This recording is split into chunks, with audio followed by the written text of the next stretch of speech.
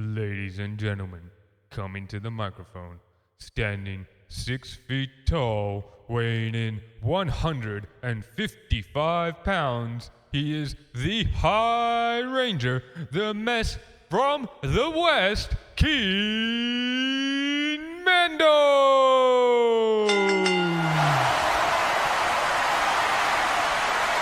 Awesome. Now we're back, ladies and gentlemen, for our second episode. We're going to be reviewing the 27th of August episode of Aew Dynamite, and I'm so happy it's finally happened. It has finally happened. Hangman is out of the Elite, and here's how it went down.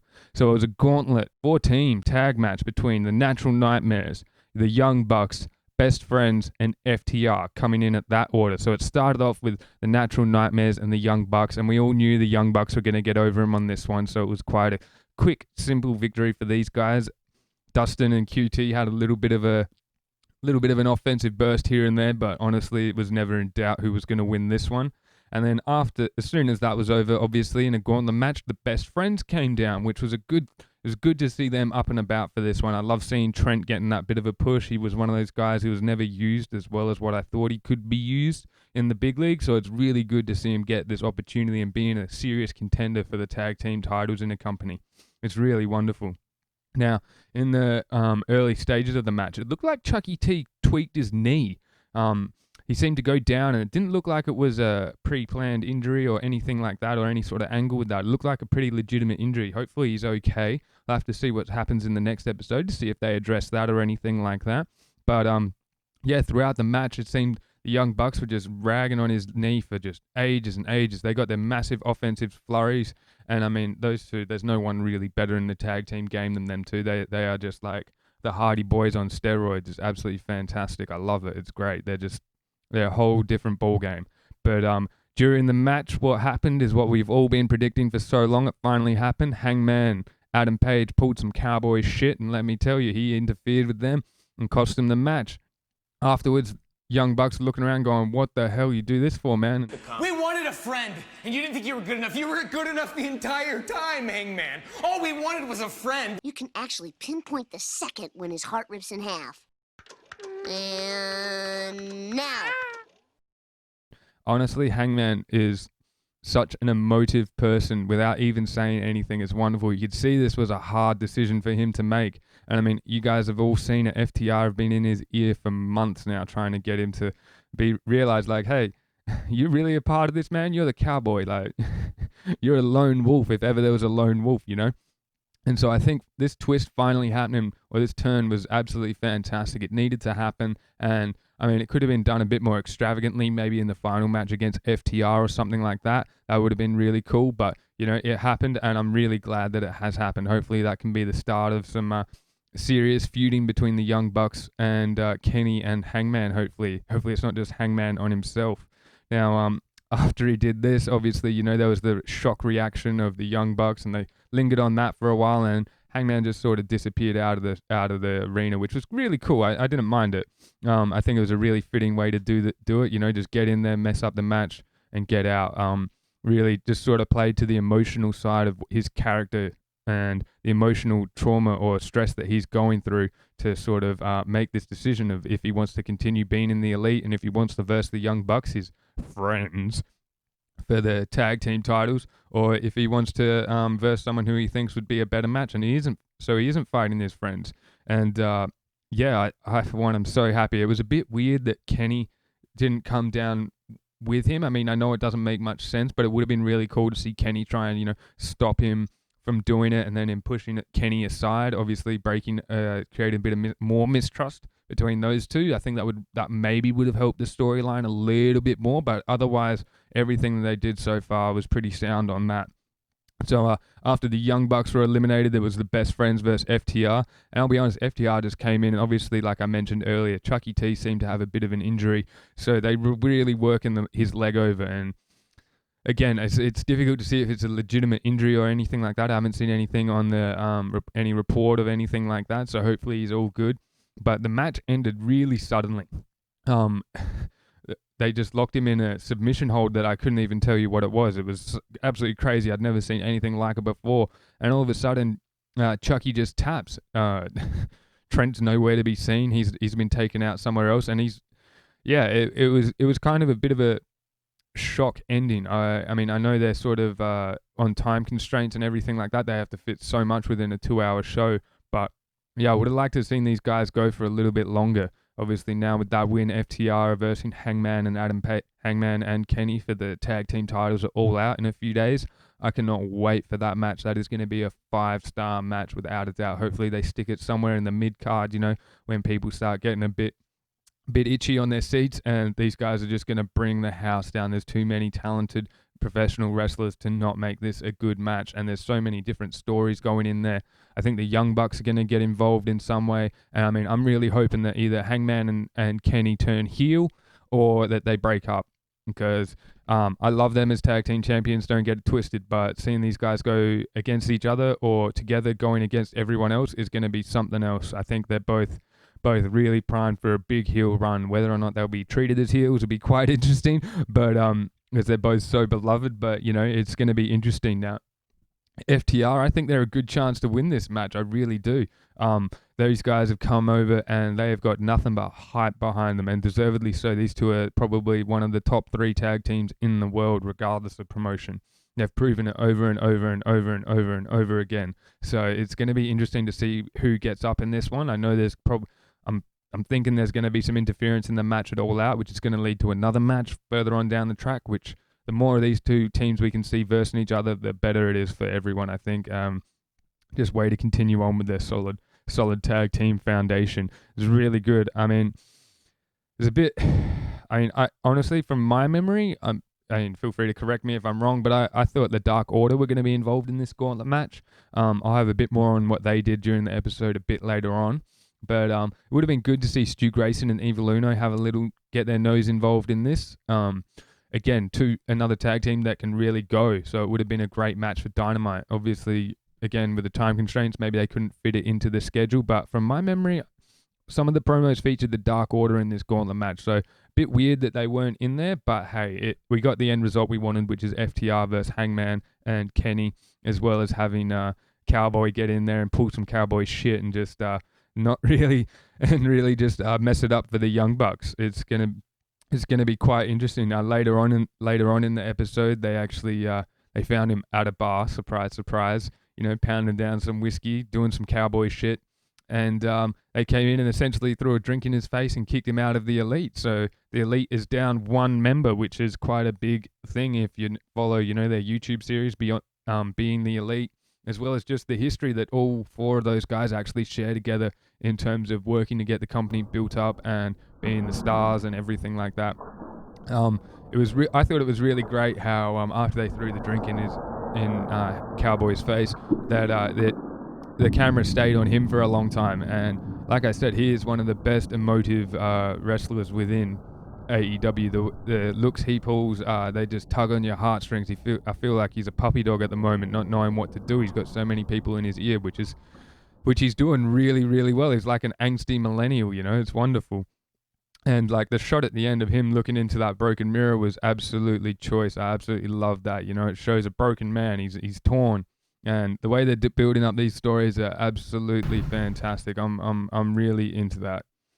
Yeah, just quickly as well, on commentary this week, we did have the great man, Le Champion, the demo god, Chris Jericho, who, as you all know from my previous episode, I am a massive, massive fan of. And I think having him on commentary is really a really amazing angle that the company can take when obviously, Excalibur's not available or Taz is busy doing his own thing.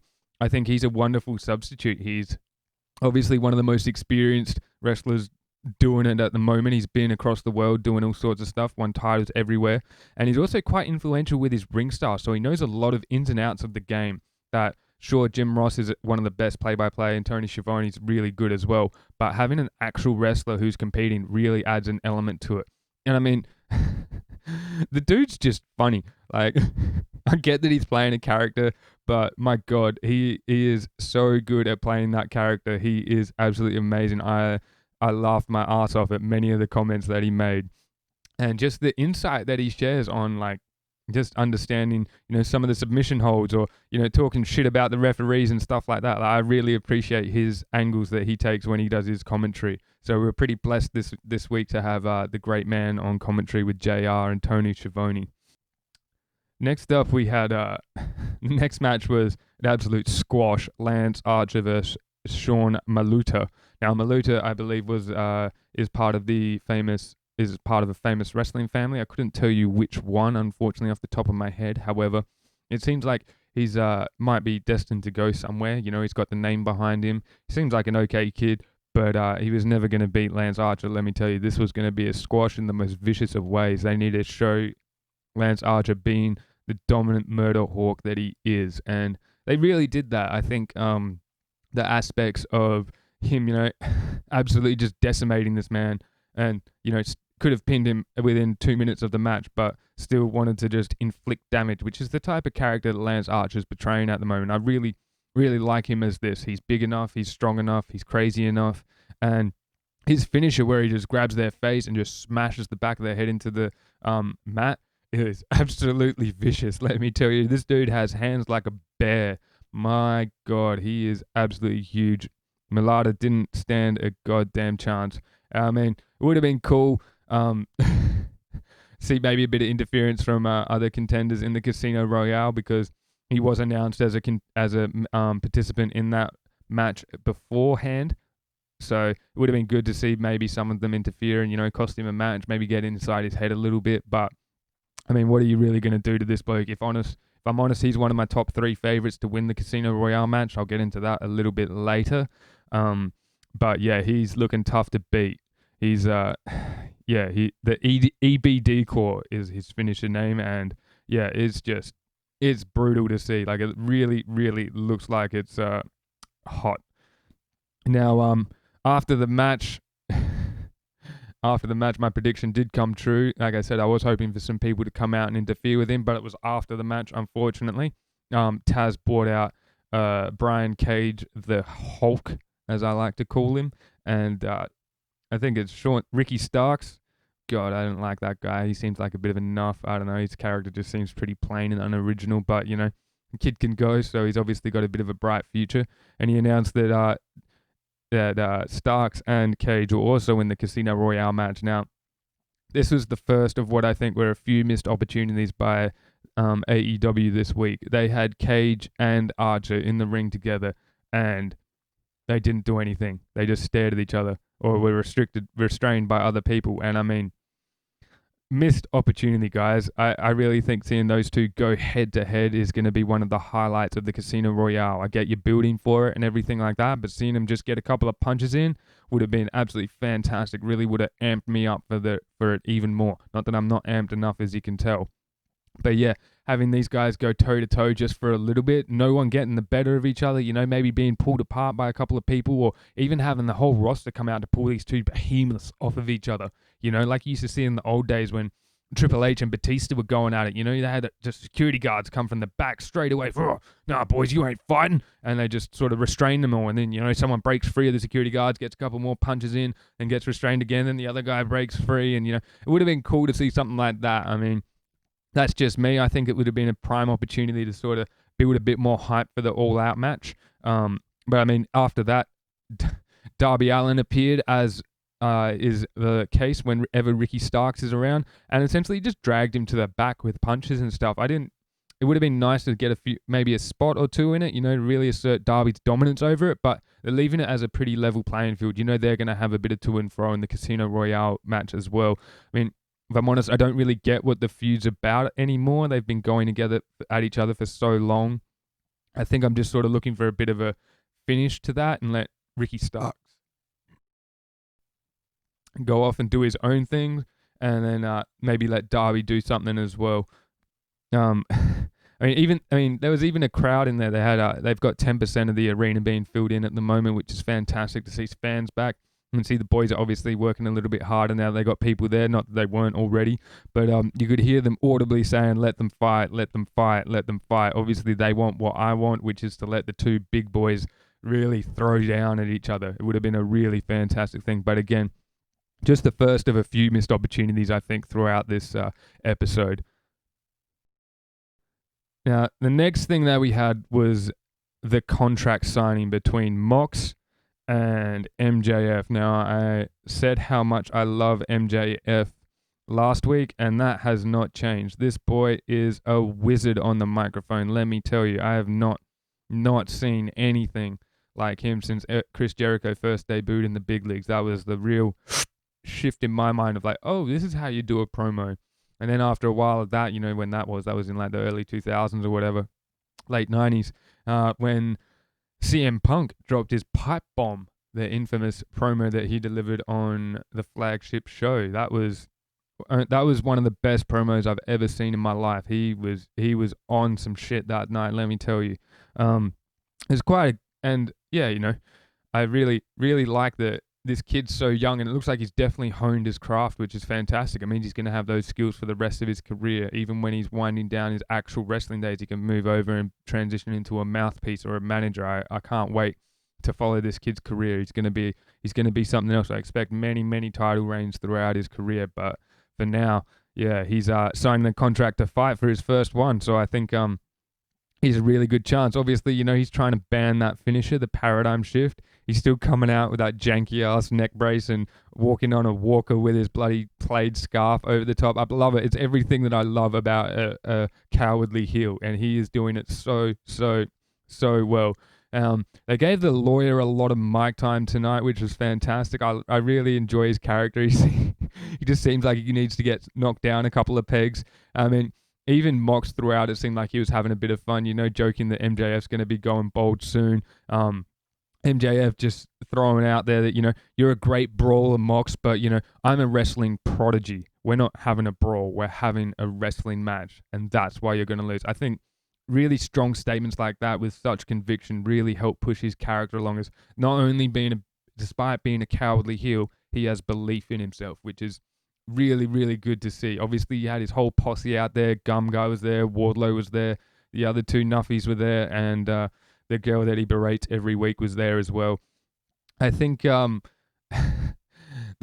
twist that they pulled with Moxley ending up adding a page 17 to the contract, which MJF signed blindly, thank God, was that the wrestler next week on the traditional Wednesday night episode of Aew Dynamite, that they will be Moxley will be wrestling the lawyer in a match, and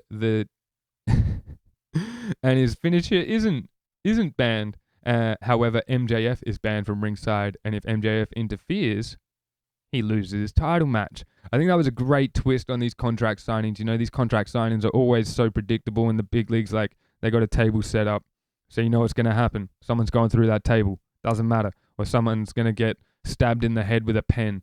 Or someone's going to sign a contract in blood. Those are the three options that the big leagues have predetermined for any contract signing. And I think to see them, A, not touch each other, but B, Mox pull that twist at the end of changing the contract, absolutely fantastic. The look on the lawyer's face was priceless, and it was good to see Mox get one over MJF in such a big way before the pay-per-view. They're building MJF up really, really, really big.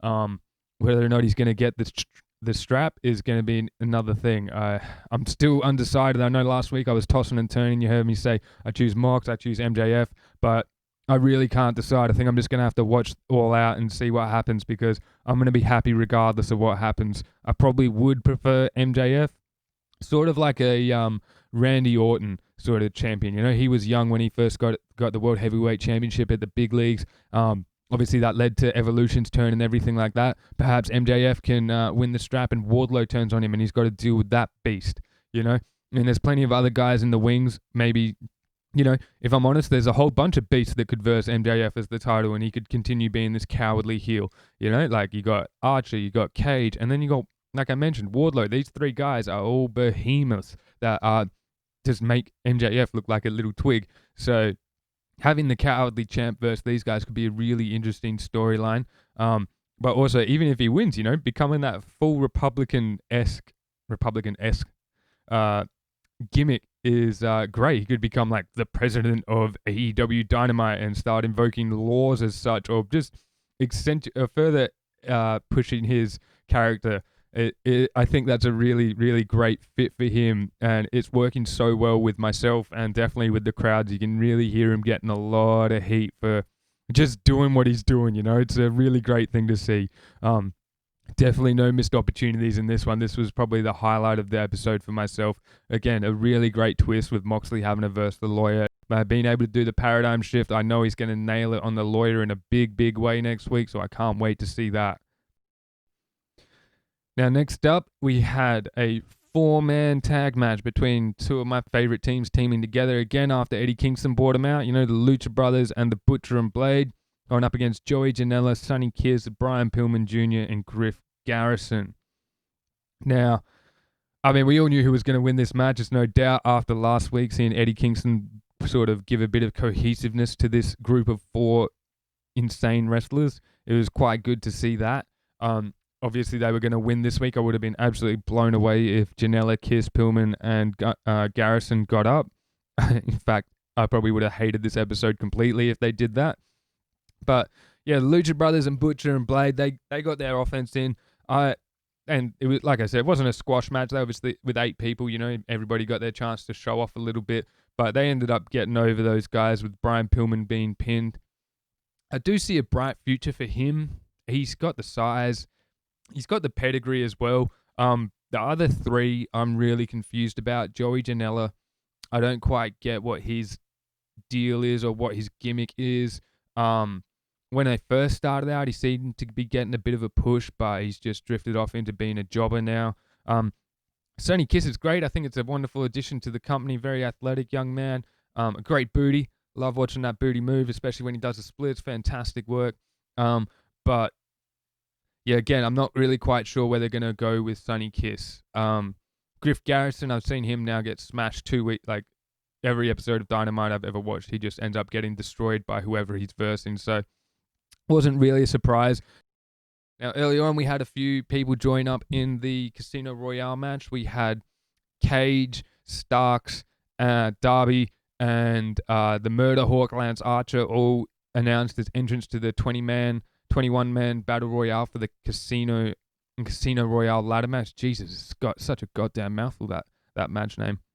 But after the match, Eddie Kingston got on the mic, as I love him doing, and he announced that Lucha Brothers, Butcher, Blade, and himself were all going to be in that match. Look, if I'm honest, Eddie Kingston is my number 1 favorite to win this match. I think he deserves this title shot. It's going to be interesting to see if he can pluck it out. I don't know, but I do hope in the bottom of my heart that he does win. He deserves it. He's a great character. He had a great showing against Cody for the TNT Championship, and he's a great mouthpiece. I think he'll bring a real hardness to AEW that obviously they do have with other characters, but he's a real different type of hardness that I really appreciate. And the passion that he speaks from, he seems like he's thriving from being in front of the audience, even if it is at 10%. My favorite moment, they're starting to chant, Eddie Kingston, Eddie Kingston, and he just tells the crowd, shut up, I know my own name. And that to me was just a sign like this guy doesn't care about anybody. He just wants what's best for him and his crew. And that was just a great little moment. He's so loved. He's going to be in that tweener role forever because of the respect people have for him from going up through the ranks. But also, he's still not a good guy. So, you got to boo the guy. But yeah, Eddie Kingston, I think, is going to be my hot favorite to win this. I'm really looking forward to the Lucha Brothers being in that Casino Royale match.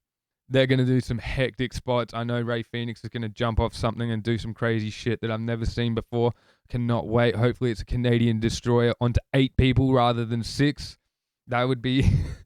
that was my favorite spot of the year. Sorry, guys. I absolutely love that. I've never seen anything like that. It blew my mind. But obviously these guys are going to have a good running in there. I think they're going to have a good show. I really do hope Kingston gets up. I think I'm going to stick to that. I think he is going to be my choice to win. Again, it's going to be difficult for him to do. There's 21 people in that match. Hopefully he draws the Joker card like Hangman did the first time round. That'll obviously assist him greatly. But I definitely see this unfolding. I do think as well with that card draw, I am expecting probably Butcher, Blade, and the Lucha Brothers to draw the same suit. That would be interesting, test the first timers or the team that's just got together, see how they go. I mean, I think these guys are at a stage where they're just sort of going to look at each other and give each other the nod and just start throwing down. Hell, it might even be interesting with a couple of teams in there, like Starks and Cage. What if Starks gets up the ladder and Cage is all good? Is he going to let him go through? What if Ray gets up the cage or up the ladder and Penta's like, yo, bro, what about me? Same with Butcher and Blade. What if they start? Yeah, there's the ability to break up a lot of shit in this match, and I think that's why I'm excited for this match. It's going to be a nice 21-man ladder match. Spot first. So after the 8-man tag match, we came back and Mr. Brodie Lee was getting ready, is celebrating his TNT Championship victory, a huge match win that I mentioned last week. Was good to see. It started off pretty weirdly with the Dark Order bringing down a casket, and then I think it was 5 ended up being in the casket. I don't know. It was kind of weird. It would have been cool if they had a championship fragment, the old belt that he smashed into bits. It would have been cool if they had that in there, proclaiming the death of Cody's era, something like that. There was a lot of talk on commentary about Cody's injury. Again, haven't heard much. I have heard rumors that he is filming a TV show, so will be off for a month or so.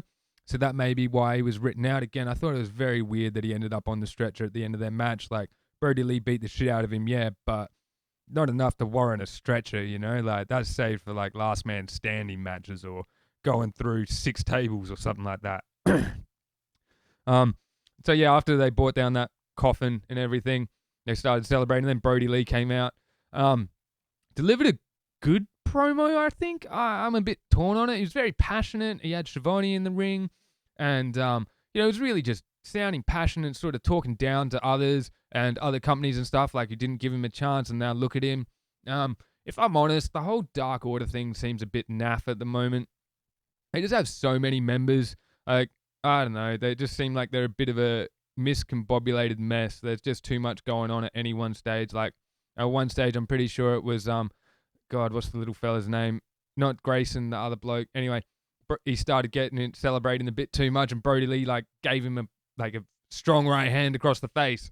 Like, shut the fuck up, man. This is my celebration. Don't you celebrate too early. Like, the work's not done. I thought that was a bit weird. Like, obviously he is a pretty hardline leader of that faction, but I didn't really see it as a necessary moment. They could have just basked in the glory and really hammed it up. But again, his promo was strong. I really got the emotion coming through it and everything like that. Where he goes from here is going to be interesting. I'm not sure if he'll have a title match. I think he's involved in something in All Out. That's right. Scorpio Sky came out at the end of it and started fighting with him after obviously QT and Dustin came out to defend Cody's honor. So there's a big 4-man tag match involving a bunch of blokes and the Dark Order. I know QT, Dustin, and Scorpio Sky are both in that match. So seeing them get in there, I mean, it was kind of a bit iffy because Dustin and QT had already been out and lost their match. So they came out all hobbled and stuff like that. Didn't really see the need for them. Probably could have done something like having Scorpio come out, get outnumbered, and then just like not really fight everyone off. Obviously, the numbers game would be too much for him. But after they beat him down, him sort of rise from the ashes and just say, you know what, guys, let's do this at All Out. I'm going to choose 3 people, and I'm going to verse your 4 best, including you, Brodie Lee, and sort of challenge him to the match. But, it was announced directly after that segment that they would be versing each other in an 8-man tag match. So that's really good. I'm looking forward to that. They're obviously trying to push Scorpio Sky as a bit of a singles competitor now out of SoCal Uncensored. He can go. I like him. He's just a bit. He reminds me of The Rock when he first came in. He's just just got nothing behind him. He's just a face. That's all there is to him. I think they need to give his character either an edge one way or the other. Having him, I mean, I don't know what he's like on the microphone because, SoCal's got Christopher Daniels on the mic and he's an absolute wizard on the microphone. So, it's going to be interesting to see what they do. Obviously, they're sort of angling towards a Scorpio Sky versus Brodie Lee match for the TNT title. When that will happen, if it ever does, is beyond me. But, yeah, again, just a weird segment. Probably not one of my favorite ones from the Dark Order. Usually they're so tight and get everything done really well and really progress their characters. Like, even as he was walking away, Brodie Lee slapped Evil Uno, his right-hand man, which, again, seemed a bit weird. You know, it was as if he let Evil Uno let Scorpio and Dustin and QT get the better of the Dark Order, but, like, I still don't think it warrants getting slapped by your leader. I think, yeah, they could have done. I mean, I don't know how you do that whole segment differently, but it definitely could have been done a bit better. You can obviously see time constraints are playing a major factor in this episode. Obviously, the NBA was shut down due to the protests about Kenosha, Wisconsin. So there was no lead up to draw viewers in for this episode. So I think it seemed like it was a bit slapped together so far. We're only halfway through it at the moment, but yeah, I think it definitely, that segment especially, could have really been done better. Obviously, you know, the thing that makes me think Scorpio is going to verse Brodie Lee is that he was the last man standing up. So, you know, he is, like I said, rose from the ashes, and there he is. Obviously, yeah, I don't know. I don't know if I'd put the strap on Scorpio. I like him, but there's better options for the TNT Championship. Next up, we had Big Swole versing in a handicap match versus Dr. Britt Baker, Reba, and Penelope Ford. I really like Penelope and Kip Sabian. They're so cute together. I think they play that socialite douchebag role very well. They're both beautiful enough to pull it off. Britt Baker's one of my favorite heels. She's just, like I said last week, she just plays that angry bitch really well, but also the type of girl that just snaps. Yeah, it's great. I really like her. She's kind of funny. What they're doing with Big Swole's really weird. Like, I don't know. She could be up there fighting with Sheeta and Thunder Rosa in a triple threat match, if I'm honest. She's good enough. But if she won this match, she'd get to verse Britt Baker in whatever match she wanted it all out. So I guess it had to be done, had to wrap up their feud in some way. They've been going at it for months now, if I'm honest. I'm just waiting for it to end. I'm pretty sick of it. Getting Kip and Penelope into it, you know, with the free dental care and stuff like that was kind of funny. But yeah, if I'm honest, the match itself was not very good. We all knew who was going to win. Obviously, Big Swole's been beaten a couple of times due to circumstances, so you knew she was going to get up this and finally get her hands on Britt Baker now that she's actually fit and over her injury. So you knew they were going to get in there. Britt didn't even wrestle this match. Obviously, she's still recovering from a big knee injury. So, but yeah, this match was not a good match. Reba, God bless her soul, it's just wasn't good in the ring. She couldn't keep up with Big Swole. There was plenty of botches. Well, I mean, if I noticed them watching the episode, I'm sure you all noticed them as well. You know what I'm talking about. I don't want to get into it too much. I have too much respect for all of these professionals. But yeah, I definitely think the match could have been a little bit better. Big Swole got up in the end, so, you know, she's going to verse Britt Baker all out in a match of her choosing. So I'm really, really excited for that. I think Britt Baker and Big Swole are going to have to pull off something big to make their match be a sort of good payoff for the fans for this feud. It's been dragged out, don't get me wrong, but it hasn't been dragged out the same way Cowboy and the Elite has been dragged out, you know. It's just been a bit gimmicky, a bit jokey, and I get they need a bit of lightheartedness throughout it, and Britt Baker does that snappy voice and that snappy character quite well. So, I mean, she fits the role for it, but I hope they can both move on to bigger and better things after this.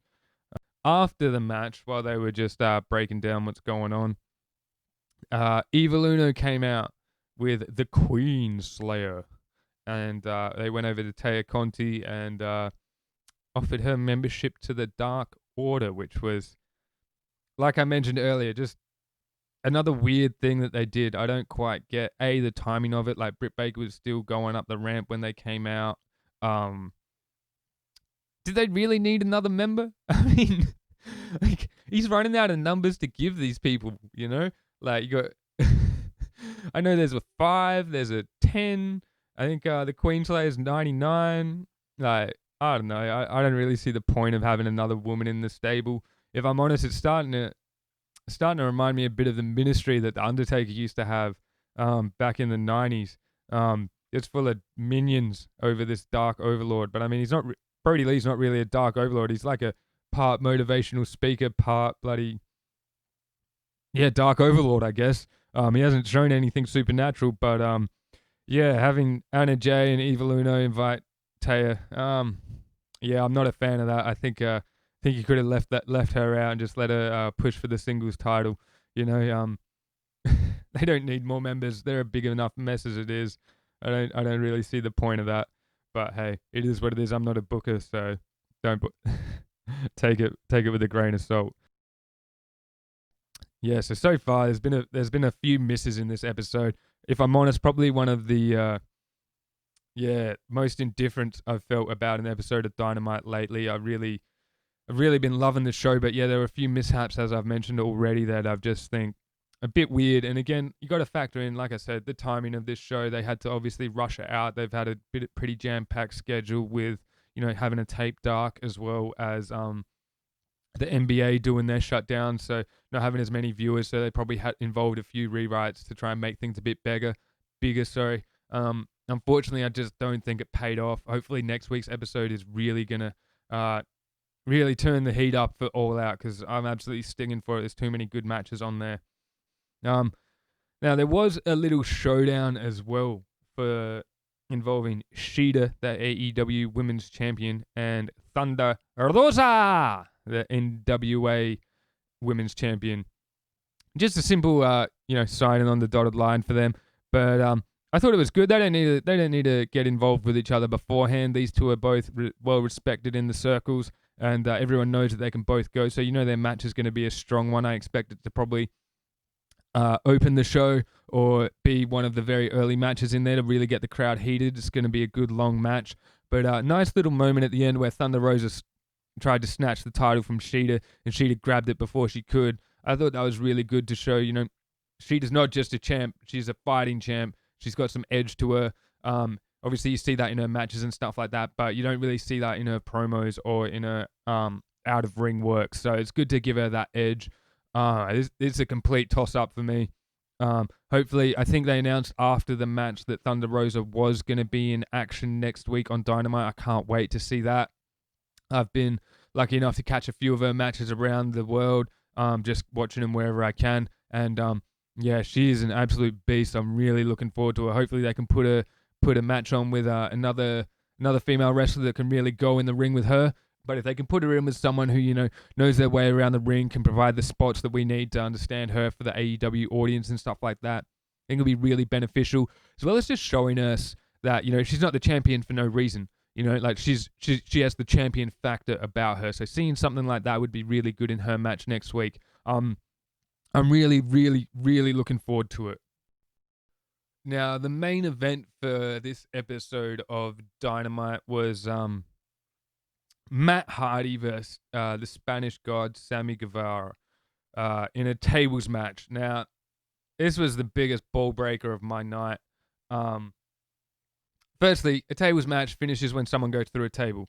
And during the announcement of the match and everything like that, Justin Roberts mentioned that you can only win by putting an opponent through the table with an offensive move. And that just ain't it. I don't like that. I think that shuts off so many potential endings to the match that could, lead it to be ambiguous or something like that. Like, we've all seen Matt Hardy, still suffering the effects from that vicious, legitimate, cheap chair shot that Sammy accidentally hit him with, busted him open with those 13 stitches.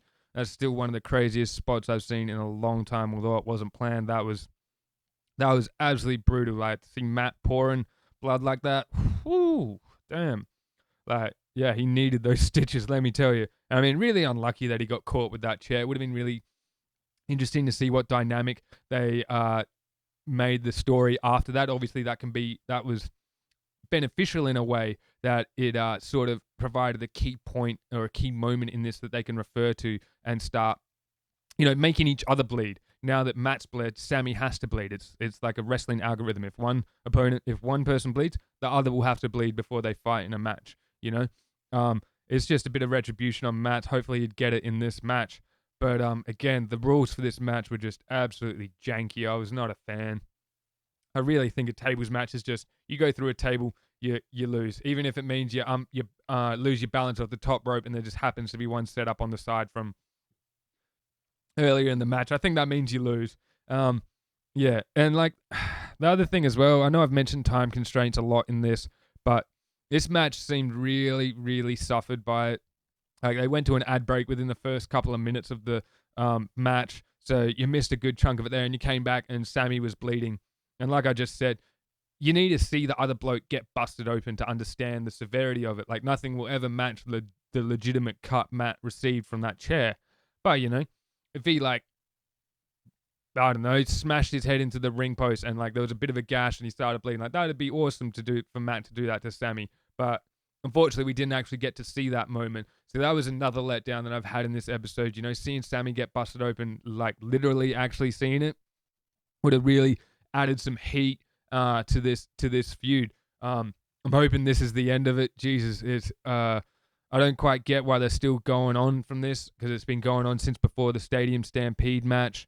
Honestly, I couldn't pick a winner in this one. I don't like. Yeah, I was really let down, as you can tell. Sammy put Matt through a table, so you'd have to think that Matt's going to put Sammy through a table through this, especially when he comes back from the ad break and he's bleeding. But yeah, Sammy got the victory, and Matt did show some wooziness from that chair shot. Obviously, I don't know, probably not legitimate or anything like that, but it would have been nice, like I said earlier, if Matt accidentally fumbled while going up the ropes to do something, that plays into Sammy's favor as being a bit more of a badass. Like this bloke still feeling the effects of the chair shot that I threw at him. I think it would have really helped push this story a little bit further. But the other thing that really grated me was Matt actually went through a table with like 3 or 4 minutes to go in this match, and I was like, oh shit, it's over. But like they said in the announce, it has to be an offensive move. I mean, I'm pretty sure Sammy pushed Matt off of the turnbuckles. So I think that to me also counts as a offensive move. But yeah, I don't know. It seemed a bit rushed, a bit naff, and the rules just didn't make sense to me for a tables match. I think they could have done that a lot better. But again, it seems like time constraints are playing a thing. I expect a better showing next week from these two. Obviously, they're going to try and ramp up. Whether what they're doing at All Out is going to be interesting. Yeah, whether or not, I don't know. This whole delete thing from Matt Hardy as well is kind of weird. Like having these multiple personalities. I like the bit where he teleported when he first debuted. That was really cool. But yeah, this whole delete and just chopping and changing between personas and stuff is just a bit buzzed out. Ever since he's been ever since the Hardy Boys broke up and he's tried to get a bit of a singles run going, I've never really quite got his character. It's always been a bit too obscure to me. Even going back when he was in the big leagues, I mean, I really like his offense. I think he's got some great moves. Like the side effect was one of my great favorite moves growing up. I really just love that move. It was one of my favorite ones to do on my friends and stuff like that. It was simple but effective, Yeah, just again another letdown on the episode. I think that could have been done a lot better. I'm pretty sure Sammy didn't even hit his finisher. That 450 or that flipping splash that he nails on people. Didn't even land that to put Matt through the table. So in fact, even when Matt pulled out a table that had delete all over it, like you'd think that Sammy would beat him by breaking him through that table, because that would obviously, I broke you on your catchphrase, man. Like, whoa. But alas, it was just a borderline regular table. So yeah, just a bit naff, just adding to the whole naff atmosphere of this. There weren't too many bright spots in this episode, unfortunately, but I love the show, so I'm going to obviously stick with it. There's too much talent lying around. Now, after the match, they were winding down. Y2J's celebrating with his boy Sammy G, talking about how good they are together, how much he loves him. Freshly squeezed Orange Cassidy came in and just, honestly, he ran from like the other side of the ramp all the way over and just like jumped straight into Jericho. Seemed like that was a bit of a hodgepodge thing as well, because JR seemed pretty pissed off by it. I mean, JR's got to play his part and everything like that. But yeah, it just seemed a bit buzzed out that that was how they closed out the episode. I know Mimosa Mayhem's going to be a crazy match. I'm looking forward to this feud finally ending. Y2J can go on to bigger and better things. And I think Orange Cassidy's really got that rub that he needed. He needed legitimate wins over an all-time great to really push his character up those rungs. and beating Jericho in their second match is a huge, huge victory for him. Whether or not he wins at this Mimosa Mayhem, I mean, if I'm honest, I can see it going a bunch of different ways. I can see them both going into the Mimosa pool at the same time, being a draw, and then they have to do it again. Or, landing that Superman punch so that Jericho falls in it. I don't know. It's going to be interesting. I do hope that this is the finale to their feud. Not that I'm sick of it. I love Y2J's promos with Orange Cassidy, especially because they are such dynamic opposites in the loud mouth, constantly speaking, constantly talking, constantly yapping. Y2J with the ever silent hands in pockets, Orange Cassidy. I think this match at All Out is going to be, I think they're going to try and top their previous two matches, which I am absolutely stoked for because those last two matches have been absolutely fantastic. Y2J, again, someone who can go in the ring, and Orange Cassidy, we know he's young, he's got plenty of energy, he can go in the ring as well. And I kind of like the mystery they kept on his in-ring ability for a long time until he versed Park at whatever pay-per-view it was. It was good to see him get out there and actually show what he's about. But yeah, back to Dynamite. That ending was, I don't know, again, just a bit of a rushed ending for everything. I think maybe if they look back on this episode, they might go, oh, wow, we could have paced ourselves a little bit better or tried to do things a bit more methodically. Just, it all seemed a bit too rushed, starting with FTR submitting Chucky T, whether or not he's got that legitimate knee injury or anything like that, all the way through Archer and Cage not fighting, all the way up to the Britt Baker and Big Swole match. That was over and done with in no time.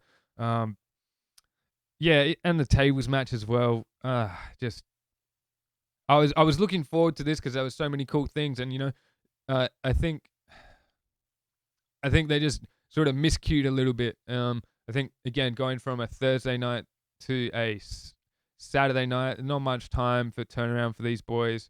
Not much chance to write everything, but so I give them a bit of a break on there. Hopefully the next episode on the 2nd of September is going to be great because it's the last one before All Out. I'm still so excited for All Out. That card is too stacked not to be excited about. Hopefully the next episode it really puts out some stuff because it sort of dented it a little bit. Obviously, the strength of the roster and the strength of the company in my eyes doesn't mean I'm less turned off watching All Out or anything like that.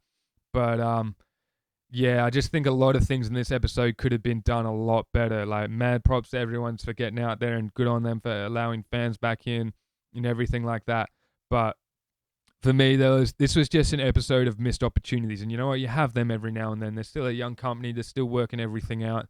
Still working out who's in the main event, who's in the sub-main event, who's in the mid-card, who's in the sub-mid-card, who's a jobber, who's not a jobber, who fits in where with the females division. So I think, give them a bit of leeway on this. They're obviously still working out kinks and things like this. And again, it's unprecedented times. Since when have you heard a promotion doing the same show or their flagship show within 4 days of each other? The big leagues, sure, they have a turnaround of 2 days after or a day after most pay-per-views. But I think as disappointing as this was, I give them a little bit of a pass on it just because, again, new company, they're still feeling each other out. These times with this schedule, and then they couldn't have predicted the NBA shutdown or anything like that, so they were probably expecting to have a huge lead-in audience for the show and everything like that. So definitely not a passing grade. I think I give it a D+ for this one. Not that I'm into ratings or anything like that, but just again missed opportunities. They could have pulled it out and had some really cool moments to excite us all for All Out, but it sort of swung for the fences and just missed, whiffed on it. But thank you all so much for tuning in to our second episode. Again, I just want to give another shout out to my main man, Roscoe. His editing and everything is just the best. I love him to bits. Thank you all, and we will get the next episode for the review of the 2nd of September episode out as quickly as we can.